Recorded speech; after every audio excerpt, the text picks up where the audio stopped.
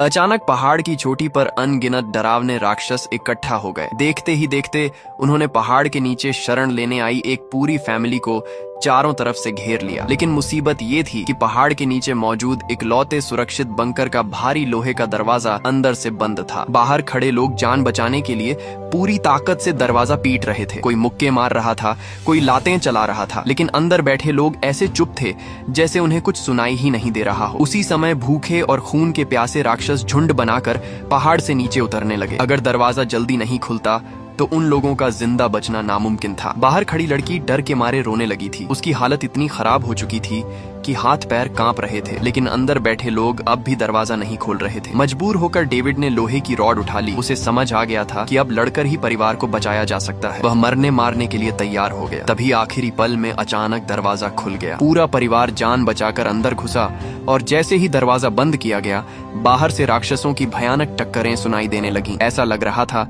जैसे वो किसी भी पल दरवाजा तोड़ देंगे। हालांकि परिवार फिलहाल बच चुका था, लेकिन असली डरावना सफर तो अब शुरू हुआ था, क्योंकि ऐसे खूंखार राक्षस इस समय पूरी दुनिया पर कब्जा कर चुके थे। सबसे हैरान करने वाली बात ये थी कि ये राक्षस कहीं आसमान से नहीं आए थे, बल्कि इंसानों ने खुद इन्हें धरती के 10,000 मीटर नीचे से बाहर निकाला था। ये कहानी शुरू होती है 15 साल पहले, जब एक बड़ी जियोलॉजिकल कंपनी धरती के भीतर गहरी ड्रिलिंग कर रही थी। ड्रिल मशीन लगातार नीचे जाती जा रही थी और जब गहराई लगभग 10,000 मीटर तक पहुंची, तभी कंट्रोल रूम की स्क्रीन पर अजीब गड़बड़ी दिखाई देने लगी। वहां मौजूद सभी कर्मचारियों ने एक बेहद डरावनी और अजीब आवाज सुनी, जिसे सुनकर सबकी रूह कांप उठी। वैज्ञानिकों ने सोचा शायद मशीन किसी चट्टान में फंस गई है, इसीलिए उन्होंने ड्रिल को और 300 मीटर नीचे धकेल दिया। लेकिन अचानक ड्रिल पूरी तरह अटक गई। जब कैमरे की फुटेज चेक की गई तो सबके होश उड़ गए। स्क्रीन में कुछ अजीब और अनजान जीव ड्रिल पाइप के सहारे ऊपर चढ़ते दिखाई दे रहे थे। टेक्नीशियन ने कैमरा झूम किया, लेकिन कोई भी समझ नहीं पाया कि आखिर ये कौन सी प्रजाति है। वहां मौजूद अनुभवी इंजीनियर तक डर गए, क्योंकि इतनी गहराई में किसी जीव का होना नामुमकिन माना जाता था। सच्चाई जानने के लिए एक कर्मचारी बाहर जाकर मशीन चेक करने लगा, लेकिन तभी अचानक कौवे जैसे दिखने वाले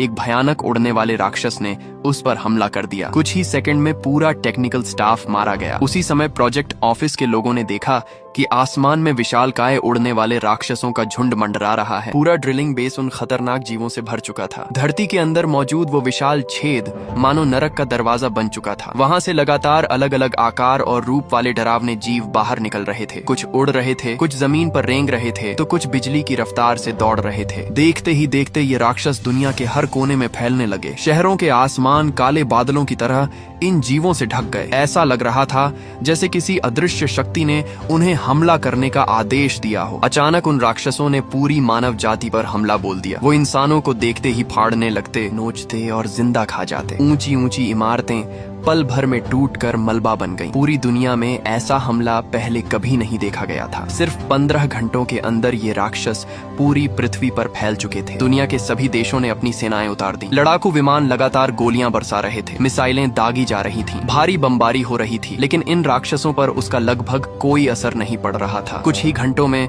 दुनिया के बड़े बड़े देश हारने लगे। इंसानों ने अपनी आखिरी ताकत तक झोंक दी। एयरक्राफ्ट कैरियर समुद्र में उतार दिए गए। परमाणु हथियार तक इस्तेमाल करने की तैयारी शुरू हो गई। पूरी मानव जाति इस युद्ध को आखिरी लड़ाई मान चुकी थी। लेकिन सबसे बड़ी समस्या ये थी कि राक्षस खत्म ही नहीं हो रहे थे। जितने मारे जाते उससे ज्यादा बाहर निकल आते। इंसानों को समझ नहीं आ रहा था कि आखिर इस आपदा को रोका कैसे जाए। धीरे धीरे धरती और समुद्र दोनों जगह इंसानों का नियंत्रण खत्म होने लगा। बड़े बड़े शहर खंडहर में बदल गए। हर तरफ मौत और तबाही का मंजर था। लोगों को लगने लगा कि अब मानव सभ्यता खत्म होने वाली है। लेकिन तभी कुछ ऐसा हुआ जिसकी किसी ने कल्पना भी नहीं की थी। हमले के 24 घंटे बाद अचानक सभी राक्षस पीछे हटने लगे। वे बिना किसी वजह के वापस उसी विशाल गड्ढे में घुसने लगे जहां से आए थे। ऐसा लग रहा था जैसे उनका कोई मिशन पूरा हो चुका हो। कुछ ही देर में सारे राक्षस गायब हो गए और पूरी दुनिया सन्नाटे में डूब गई। इंसान समझ ही नहीं पाए कि आखिर ये सब हुआ क्यों। बाद में जांच के दौरान पता चला कि जिस दिन ड्रिलिंग साइट पर हादसा हुआ था, उसी दिन सूर्य ग्रहण भी लगा था। माना गया कि ये राक्षस सिर्फ सूर्य ग्रहण के दौरान ही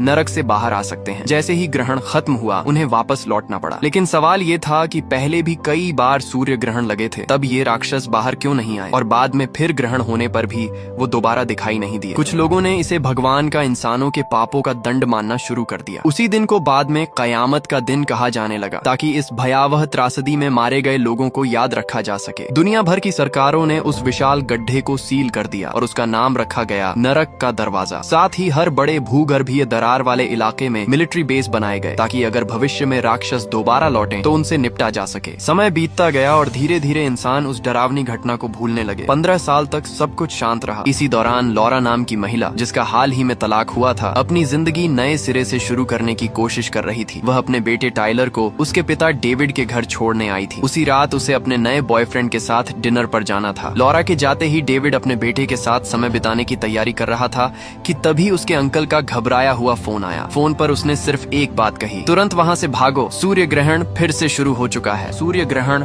एक बार फिर लौटने वाला था। इसी खतरे को देखते हुए डेविड के अंकल ने तुरंत उसे फोन करके चेतावनी दी और कहा कि वह अपने बेटे को लेकर जल्दी से उनके घर पहुंच जाए। पहले कयामत वाले दिन के बाद से ही उसके अंकल हमेशा तैयार रहते थे, क्योंकि उन्होंने अपनी आंखों से वो तबाही देखी थी और जानते थे कि जिंदगी दोबारा मौका नहीं देती। धीरे धीरे पूरी दुनिया में अजीब और डरावने संकेत दिखाई देने लगे। सबसे पहले कई सुरक्षा ठिकानों के आसपास अचानक तेज भूकंप आने लगे। फिर मेक्सिको की खाड़ी के किनारों पर हजारों समुद्री जीव मरे हुए पाए गए। हर तरफ बस एक ही चर्चा थी कि 24 घंटे बाद मानव जाति पर फिर वही विनाश टूटने वाला है। 15 साल पहले जैसे नरक के राक्षस धरती पर आए थे, वैसे ही इस बार भी दूसरी दुनिया के राक्षस दोबारा हमला करने वाले थे। फर्क बस इतना था कि इस बार इंसान पहले से तैयार थे। जगह जगह बड़े बड़े बंकर और शेल्टर बनाए जा चुके थे। टीवी और न्यूज चैनलों पर लगातार लोगों को चेतावनी दी जा रही थी कि जल्द से जल्द सुरक्षित जगहों पर पहुंच जाएं। डेविड की एक्स वाइफ लॉरा को भी खबर मिल गई। उसने तुरंत डेविड को फोन किया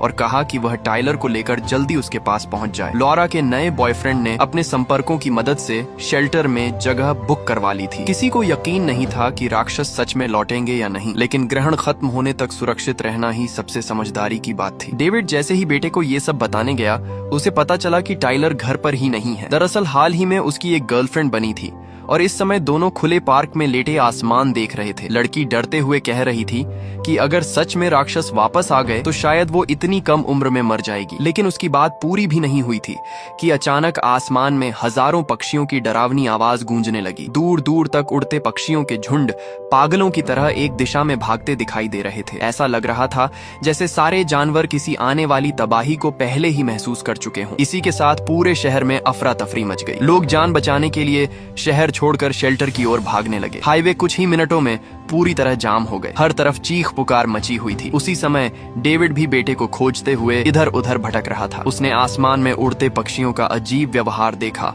और समझ गया कि खतरा बहुत करीब आ चुका है। तभी लॉरा ने मोबाइल लोकेशन भेजी। उसने फोन ट्रैक करके टाइलर की लोकेशन ढूंढ ली थी और डेविड को तुरंत वहां पहुंचने को कहा। लॉरा और उसका नया बॉयफ्रेंड भी उन्हें लेने के लिए निकल चुके थे। अमीर और प्रभावशाली लोग तो सुरक्षित शेल्टर में जगह पा सकते थे, लेकिन आम लोग सिर्फ किस्मत के भरोसे थे। सबसे डरावनी बात ये थी कि सूर्य ग्रहण अब भी शुरू भी नहीं हुआ था, लेकिन ड्रिलिंग डिफेंस बेस पर नरक का पहला राक्षस पहले ही पहुंच चुका था। वो किसी खूंखार नरक के कुत्ते जैसा दिखता था, जिसके पूरे शरीर पर नुकीली हड्डियां निकली हुई थीं। एक बदकिस्मत सैनिक को उसने कोने में घेर लिया और बेरहमी से जिंदा खा गया। सैनिकों ने उस पर गोलियां चलाईं, लेकिन उसका कुछ नहीं बिगड़ा। उल्टा वह और ज्यादा हिंसक हो गया। उधर शहर की हालत बेकाबू हो चुकी थी। जानवर झुंड बनाकर शहर छोड़ रहे थे। बिल्कुल वही नजारा था जो 15 साल पहले पहली तबाही के समय दिखाई दिया था। आखिरकार डेविड को टाइलर पार्क में मिल गया। बेटे को देखते ही उसने राहत की सांस ली और उसे कसकर गले लगा लिया। तभी पूरे शहर में इमरजेंसी सायरन बज उठे। विनाश की चेतावनी दी जा चुकी थी। डेविड ने बिना देर किए बेटे और उसकी गर्लफ्रेंड को साथ लिया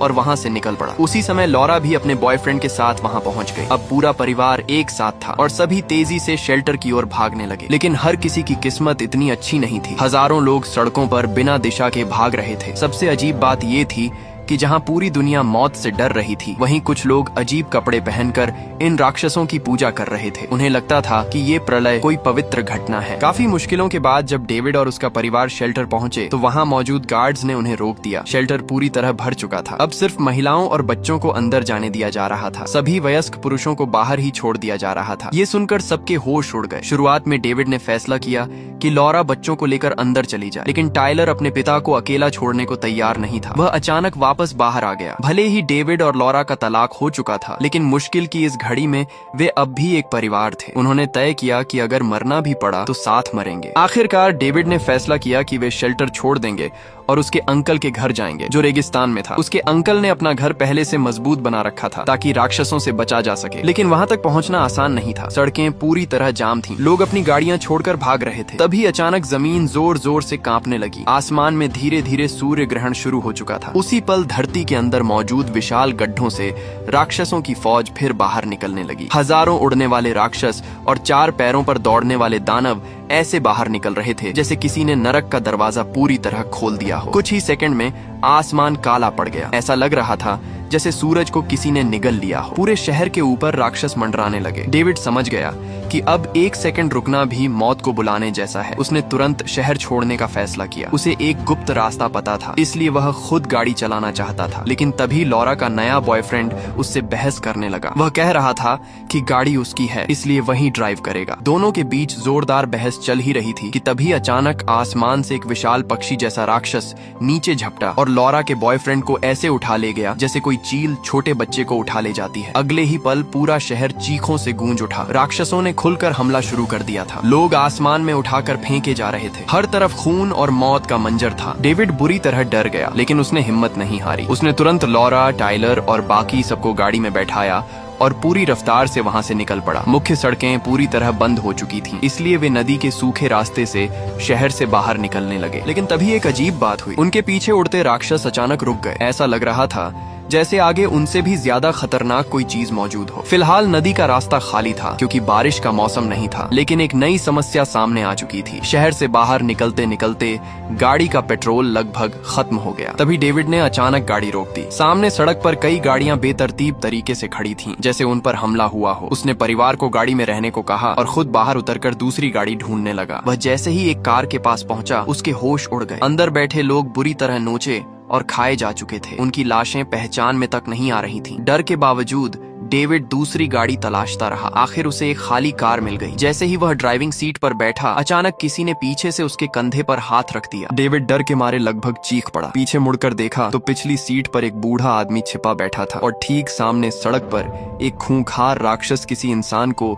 जिंदा नोच नोच कर खा रहा था। डेविड ने बूढ़े आदमी के इशारे की तरफ देखा तो उसके होश उड़ गए। सामने एक विशालकाय बैल जैसे सिर वाला राक्षस उनकी तरफ बढ़ता चला आ रहा था। उसका शरीर इंसान से कई गुना बड़ा था और उसके मुंह से खून टपक रहा था। दोनों तुरंत सीट के नीचे झुक गए और सांस रोककर ऐसे पड़े रहे जैसे गाड़ी में कोई हो ही नहीं। वे जरा सी आवाज करने की हिम्मत भी नहीं जुटा पा रहे थे। किस्मत अच्छी थी कि वो राक्षस गाड़ी के बिल्कुल पास से निकल गया, लेकिन उसने अंदर छिपे इंसानों को नहीं देखा। हालांकि खतरा अब भी टला नहीं था। वो बैल राक्षस अचानक मुड़ा और गाड़ी की दूसरी तरफ जाकर जमीन पर पड़ी लाशों को नोच नोच कर खाने लगा। उसकी डरावनी आवाज और हड्डियां चबाने की खौफनाक आवाज सुनकर गाड़ी में छिपे दोनों लोगों की हालत खराब हो गई। डेविड अब और इंतजार नहीं कर सकता था। उसने धीरे धीरे गाड़ी स्टार्ट करने की कोशिश की ताकि परिवार तक वापस पहुंच सके। जैसे ही उसने हल्की सी हरकत की, राक्षस सतर्क हो गया। उसने सिर उठाकर इधर उधर देखना शुरू कर दिया, लेकिन शायद उसे कुछ समझ नहीं आया और वह फिर से लाश खाने में लग गया। मौका देखकर डेविड धीरे धीरे गाड़ी पीछे करने लगा। उसने परिवार को इशारा किया कि जल्दी से गाड़ी में बैठ जाएं, लेकिन जैसे ही कार का दरवाजा खुला, बैल राक्षस की नजर सीधे उन पर पड़ गई। अचानक इंसान और राक्षस की आंखें आमने सामने टकरा गईं। कुछ पल के लिए पूरा माहौल जम सा गया। उसी वक्त पीछे बैठे बूढ़े आदमी ने हिम्मत दिखाई। उसने बाकी लोगों को गाड़ी में बैठने का मौका देने के लिए खुद आगे बढ़कर राक्षस का ध्यान भटकाने की कोशिश की। बूढ़ा आदमी जेब से नमक निकालकर राक्षस पर फेंकने लगा। शायद उसे लगता था कि ये दानव नमक से डरते हैं। कुछ सेकंड के लिए ऐसा लगा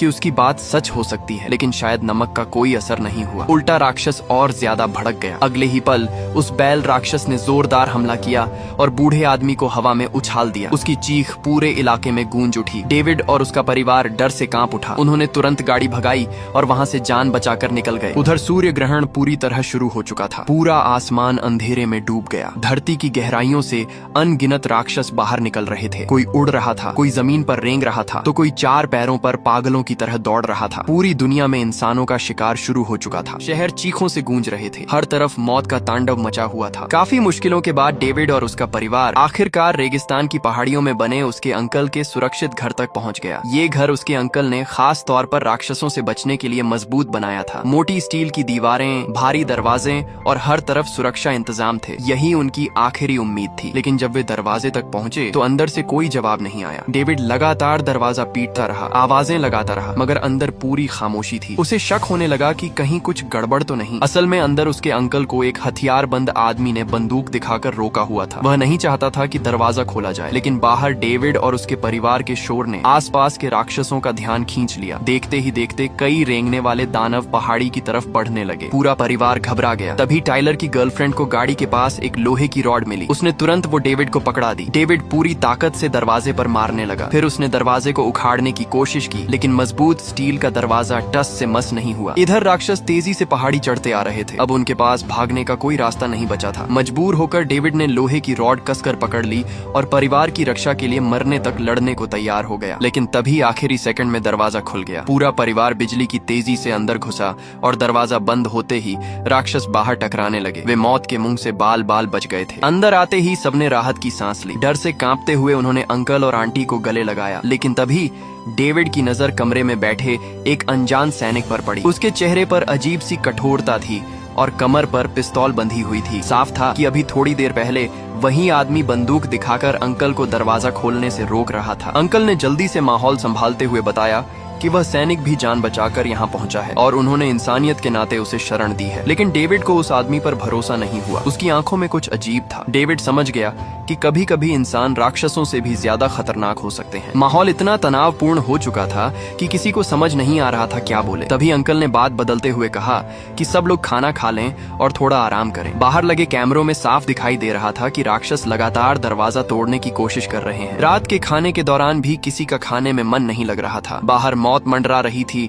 और अंदर डर पसरा हुआ था। तभी वो सैनिक अचानक अजीब धार्मिक बातें करने लगा। उसने कहा कि बाहर मौजूद राक्षस भगवान द्वारा भेजे गए हैं। वे इंसानों की परीक्षा लेने आए हैं। उनका काम पापियों की आत्मा और शरीर दोनों को निगल जाना है। उसके मुताबिक कयामत का दिन भगवान का इंसानों के पापों के लिए दंड था और जब तक सूर्य ग्रहण खत्म नहीं होगा तब तक कोई सुरक्षित नहीं है। फिर उसने बताया कि 15 साल पहले कयामत वाले दिन वह उसी ड्रिलिंग बेस पर मौजूद था। उसने अपनी आंखों से अपने 157 साथियों को राक्षसों के हाथों मरते देखा था। वह खुद सिर्फ इसलिए बच पाया क्योंकि गिरते वक्त नमक से भरे एक गड्ढे में जा गिरा था। बाद में उसने सेना ज्वाइन कर ली और नेशनल सिक्योरिटी एजेंसी में काम करने लगा। जब सैनिक लगातार अपनी बातें किए जा रहा था तभी अंकल ने चुपके से डेविड को मेज पर रखे फल काटने वाले चाकू की तरफ इशारा किया। डेविड तुरंत समझ गया कि अंकल उस सैनिक से डर रहे हैं। बिना कुछ जाहिर किए उसने धीरे से चाकू उठाकर छिपा दिया। खाना खत्म होने के बाद सैनिक ने कहा कि सब लोग आराम कर लें और वह रात भर पहरा देगा। लेकिन घर में बंदूक लिए बैठे एक अजनबी के रहते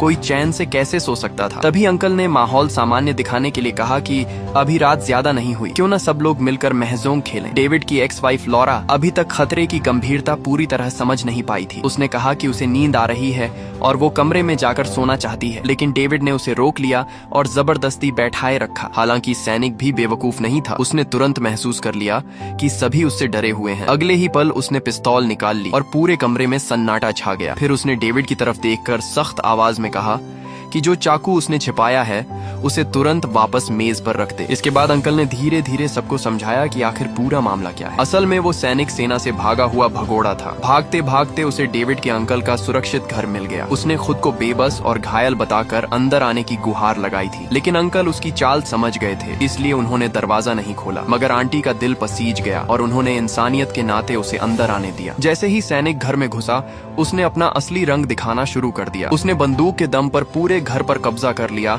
और अंकल आंटी को अपनी बात मानने पर मजबूर कर दिया। यही वजह थी कि जब डेविड और उसका परिवार बाहर मदद के लिए चिल्ला रहे थे तब भी दरवाजा नहीं खोला गया था। सैनिक के मन में गुस्सा भरा हुआ था। उसे लगता था कि अगर अंकल समय पर दरवाजा खोल देते तो उसकी जान खतरे में नहीं पड़ती। इसीलिए अब वह एहसान मानने के बजाय उन्हीं लोगों को डरा कर रख रहा था जिन्होंने उसे शरण दी थी। हालांकि डेविड जानता था कि इस समय बंदूक उसी के हाथ में है, इसलिए उसने माहौल शांत रखने की कोशिश की। वह सैनिक को समझाने लगा कि अगर सब मिलकर रहें तो शायद इस भयावह रात को पार किया जा सकता है। लेकिन तभी अचानक डेविड के बेटे टाइलर को कुछ अजीब महसूस हुआ। अभी तक बाहर लगातार राक्षसों की डरावनी आवाजें आ रही थीं, लेकिन अब अचानक सब कुछ शांत हो चुका था। इतनी खामोशी थी कि किसी की सांसों की आवाज तक सुनाई दे रही थी। पूरे कमरे में डर फैल गया। अचानक वेंटिलेशन के रास्ते एक लंबा सांप जैसा डरावना जीव अंदर घुस आया। उसने आते ही सबसे पास बैठी आंटी के हाथ पर काट लिया। आंटी दर्द से चीख उठी। अंकल ने तुरंत हिम्मत दिखाते हुए उस जीव को पकड़कर जमीन पर दे मारा। उसी मौके का फायदा उठाकर डेविड ने सैनिक को धक्का दिया, उसकी बंदूक छीन ली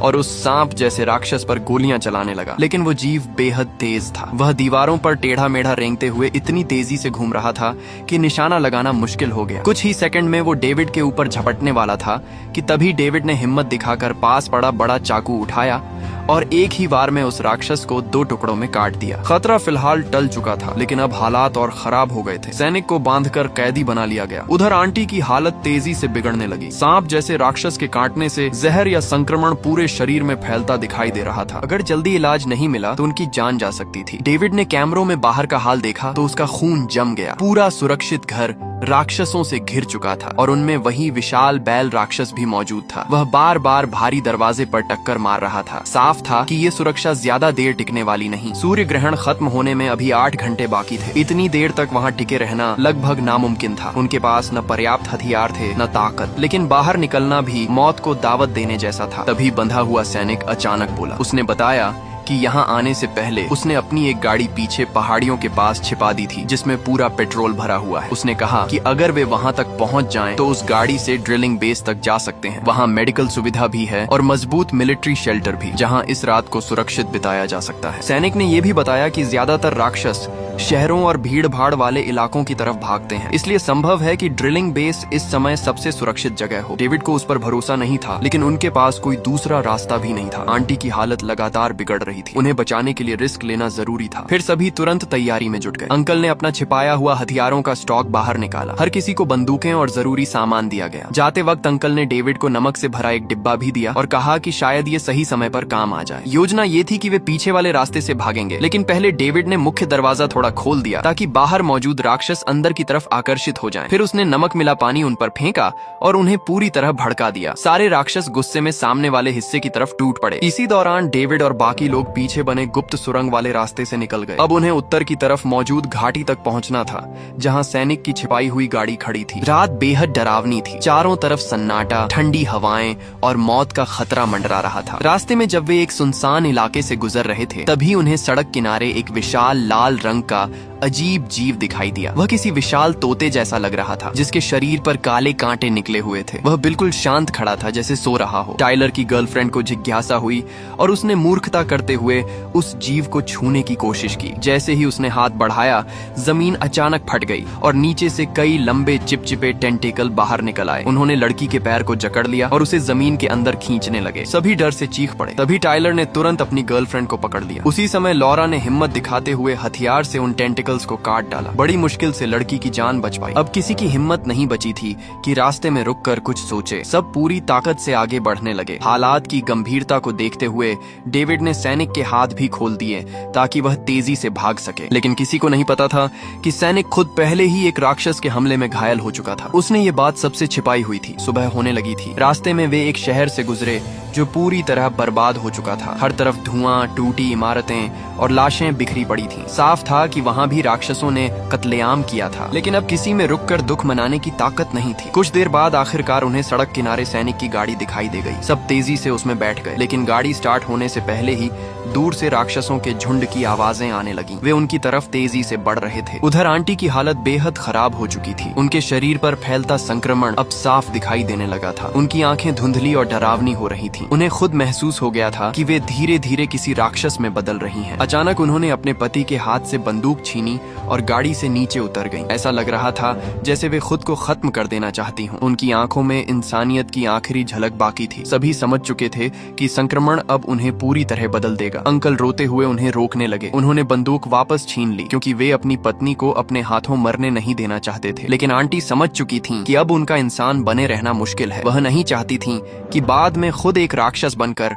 अपने ही परिवार पर हमला करें। पति के आंसुओं और मिन्नतों के बावजूद उन्होंने फैसला कर लिया था। आंसुओं से भरी आंखों के साथ उन्होंने अपने परिवार को आखिरी बार देखा और फिर अकेले ही उन राक्षसों की तरफ बढ़ने लगीं जो तेजी से उनकी ओर आ रहे थे। आंटी समझ चुकी थीं कि अब उनके शरीर में राक्षसों का संक्रमण फैल चुका है। अगर वो परिवार के साथ रहती तो कभी भी पूरी तरह राक्षस बन सकती थी। इसलिए उन्होंने आखिरी बार अपने पति और परिवार को देखा। आंखों में आंसू भर आए, लेकिन फिर भी उन्होंने हिम्मत नहीं छोड़ी। अपने परिवार को बचाने के लिए वो अकेली ही आगे बढ़ गईं। दूर पहाड़ियों से हजारों राक्षस उनकी तरफ दौड़ते चले आ रहे थे। अगले ही पल वे सब आंटी पर टूट पड़े। कुछ ही सेकंड में उनका शरीर उन खूंखार दानवों के बीच गायब हो गया। अंकल अपनी पत्नी को इस तरह मरते देखकर टूट गए। उनकी आंखों के सामने उनकी पूरी दुनिया खत्म हो चुकी थी, लेकिन अब रुकने का मतलब था सबकी मौत। इसलिए डेविड ने किसी तरह अंकल को संभाला और सभी तुरंत गाड़ी लेकर वहां से निकल पड़े। पीछे राक्षस टिड्डियों की तरह इंसानी इलाकों पर टूट रहे थे। हर तरफ आग, धुआं और चीखें थीं। काफी देर तक जान बचाकर भागने के बाद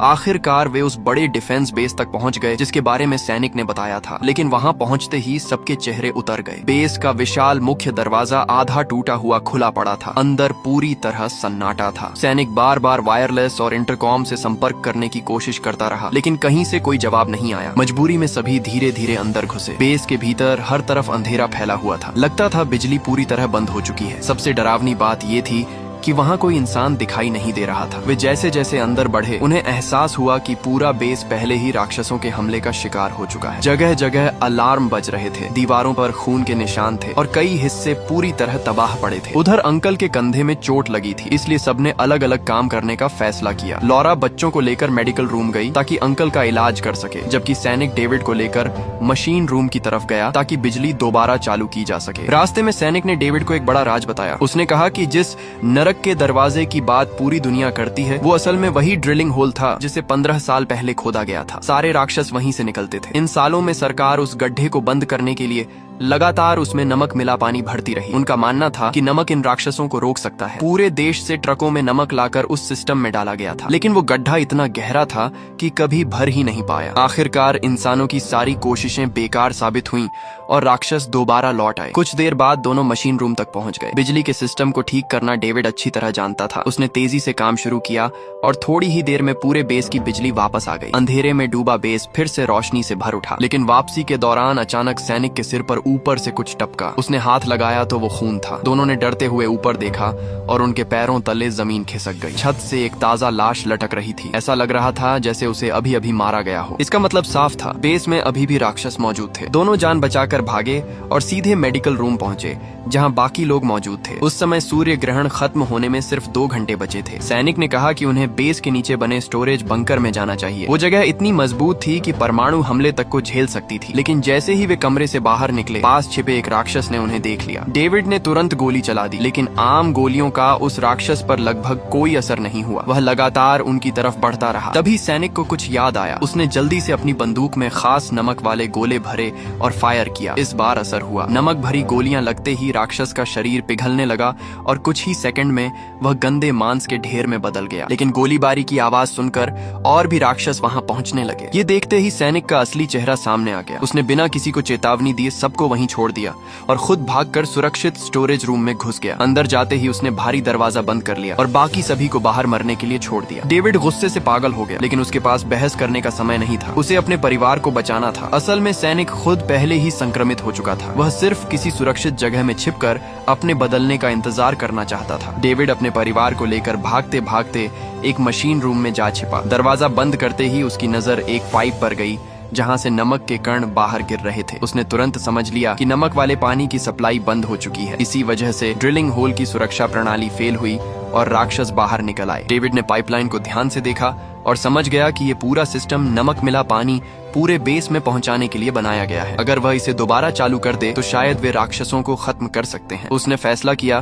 कि वह अकेले कंट्रोल रूम जाकर वाल्व खोलेगा और नमक वाले पानी की सप्लाई फिर शुरू करेगा। ये सिस्टम फायर स्प्रिंकलर से भी जुड़ा हुआ था, यानी अगर अलार्म चालू हो जाए तो पूरे बेस में नमक वाला पानी फैल जाएगा और राक्षस खत्म हो सकते हैं। डेविड ने बेटे को परिवार की जिम्मेदारी सौंपी और खुद वेंटिलेशन पाइप के रास्ते कंट्रोल रूम की तरफ निकल पड़ा। लेकिन उसके जाते ही एक राक्षस ने मशीन रूम का दरवाजा तोड़ दिया। लॉरा, टाइलर और बाकी लोग फिर जान बचाकर भागने लगे। उधर डेविड बेहद संकरे वेंटिलेशन पाइप में रेंगते हुए आगे बढ़ रहा था। नीचे उसने कई राक्षसों को इंसानी लाशें खाते देखा। वह सांस रोककर धीरे धीरे आगे बढ़ता रहा। आखिरकार वह कंट्रोल रूम तक पहुंच गया, लेकिन वहां भी एक राक्षस मौजूद था जो किसी लाश को खा रहा था। डेविड ने पूरी सावधानी से वॉल्व घुमाना शुरू किया। कुछ सेकंड के लिए उसकी जान अटक गई, लेकिन सौभाग्य से राक्षस ने उसे नहीं देखा। आखिरकार वॉल्व खुल गया। नमक मिला पानी फिर से पाइपलाइन में बहने लगा। पूरा सिस्टम दोबारा चालू हो चुका था। डेविड खुशी से वापस लौटने ही वाला था कि तभी उस राक्षस ने उसे देख लिया। वह तुरंत पाइप के अंदर घुस आया और डेविड का पैर पकड़ लिया। हालांकि इस बार डेविड तैयार था। उसे अंकल द्वारा दिया गया नमक याद आया। उसने तुरंत नमक उस राक्षस के ऊपर फेंक दिया। नमक लगते ही राक्षस तड़पने लगा और कुछ ही सेकंड में उसका शरीर गल कर राख बन गया। डेविड तुरंत परिवार के पास लौटने भागा, लेकिन जब वह मशीन रूम पहुंचा तो वहाँ कोई नहीं था। कमरे की हालत देखकर उसे समझते देर नहीं लगी कि उसका परिवार फिर मुसीबत में फंस चुका है। दरअसल राक्षसों से बचते बचाते लॉरा और बाकी लोग एक बंद रास्ते में जा फंसे थे। चारों तरफ से राक्षस धीरे धीरे उनकी तरफ बढ़ रहे थे। उनके पास भागने का कोई रास्ता नहीं बचा था। तभी डेविड ने दूर दीवार पर लगा पब्लिक अनाउंसमेंट सिस्टम देखा। उसने तुरंत माइक्रोफोन उठाया और परिवार को रास्ता बताने की कोशिश की। डेविड ने लाउडस्पीकर के जरिए अपने परिवार को बताया कि अगर वे फायर सिस्टम चालू कर दें तो पूरे बेस में नमक मिला पानी फैल जाएगा और राक्षस खत्म हो जाएंगे। लेकिन मुश्किल ये थी कि फायर सिस्टम का मुख्य स्विच ठीक उसी जगह था जहाँ सबसे ज्यादा राक्षस जमा थे। ये सुनते ही अंकल ने बिना एक पल गंवाए दीवार से टंगी कुल्हाड़ी उठाई। उन्होंने परिवार की तरफ आखिरी बार देखा और अकेले ही राक्षसों की भीड़ की तरफ दौड़ पड़े। शुरुआत में अंकल पूरी बहादुरी से लड़ते रहे। वे एक एक वार में राक्षसों को काटते जा रहे थे। उनकी कुल्हाड़ी जहाँ पड़ती वहाँ राक्षस चीखते हुए गिर जाते। लेकिन उम्र आखिर उम्र होती है। कुछ ही देर में उनकी सांसें फूलने लगी, शरीर जवाब देने लगा। धीरे धीरे राक्षसों ने उन्हें चारों तरफ से घेर लिया। वे बूढ़े इंसान पर टूट पड़े और बेरहमी से नोचने लगे। लेकिन अंकल आखिरी सांस तक हार मानने वालों में से नहीं थे। मरते मरते भी उन्होंने पूरी ताकत लगाकर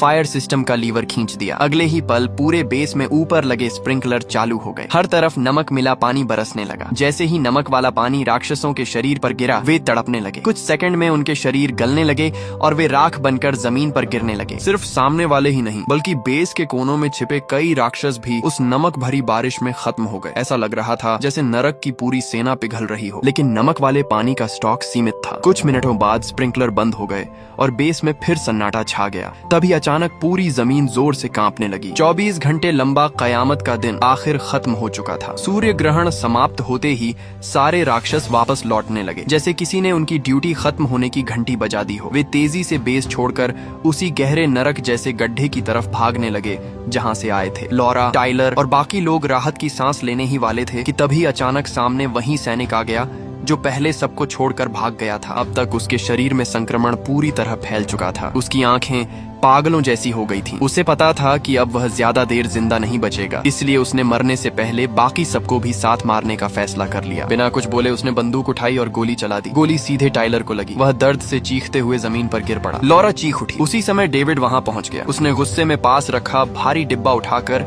सैनिक के सिर पर दे मारा। सैनिक वहीं गिर पड़ा और बेहोश हो गया। सबको लगा कि आखिरकार खतरा खत्म हो गया है। लेकिन तभी अचानक जमीन कांपने लगी और पीछे से एक विशालकाय कनखजूरा जैसा राक्षस दिखाई दिया। उसका शरीर इतना बड़ा था कि पूरा गलियारा भर गया। वो राक्षस वापस धरती के नीचे लौट रहा था, लेकिन जाते जाते उसकी नजर इंसानों पर पड़ गई। कुछ सेकंड के लिए वह रुक गया, जैसे उन्हें आखिरी बार देख रहा हो। लेकिन डेविड ने बिना सोचे समझे उस पर गोलियां चला दी। ये देखकर विशाल राक्षस पूरी तरह भड़क गया। उसने गुस्से में अपना विशाल मुंह खोला और सबसे पास पड़े सैनिक को एक ही झटके में निगल गया। हालांकि इस वजह से बाकी लोगों को भागने का मौका मिल गया। डेविड तुरंत परिवार को लेकर पास की मेडिकल रूम में भागा। दरवाजा बंद करते ही उसने जल्दी जल्दी कमरे में मौजूद नमक, पानी और केमिकल इकट्ठा करना शुरू कर दिया। कुछ ही पलों में उसने एक देसी नमक बम तैयार कर लिया। उधर विशाल कनखजूरा दरवाजा तोड़ते हुए अंदर घुसने ही वाला था। जैसे ही उसका सिर कमरे में आया, डेविड ने पूरी ताकत से वो नमक वाला बम उसकी तरफ लात मारकर फेंक दिया। अगले ही पल जोरदार धमाका हुआ। नमक मिले पानी ने उस विशाल राक्षस के पूरे शरीर को ढक लिया। वह दर्द से तड़पने लगा और कुछ ही सेकंड में उसका शरीर गल कर राख बन गया। आखिरकार डेविड और उसका परिवार बच गया था। इस पूरी भयावह यात्रा ने लॉरा के दिल में डेविड के लिए दबा हुआ प्यार